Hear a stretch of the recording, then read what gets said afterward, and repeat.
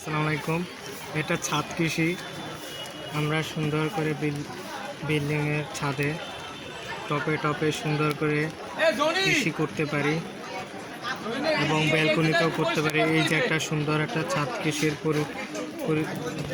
পরিদর্শন হলো। উপরে সুন্দর সুন্দর গাছ, পেয়ারা গাছ, অ্যালোভেরা গাছ, ফুল গাছ, এখানে ফুল গাছ, পিছনে কলা গাছ, আম গাছ, এই পাশে বিভিন্ন ধরনের শাকসবজি যেমন রঙ্গন গাঁদা, বিভিন্ন ধরনের লাউ গাছ, কুমার গাছ, সকল ধরনের গাছ লাগানো যায়। সুন্দর একটা ছাদ কৃষি দেখলাম আমরা, আসলেই সুন্দর। আমরা চাই আমাদের ছাদগুলোকে খালি না রেখে সুন্দর করে এরকমের পরিবেশ যেমন ভারসাম্য রক্ষা হয়, তেমন আমাদের ফল মূল শাকসবজিরও জোগাড় হয়। আশা করি সবাই এই প্রসেসটা করবেন বাসায়, ছাদে, আপনাদের ভালো একটা বেনিফিট আসবে।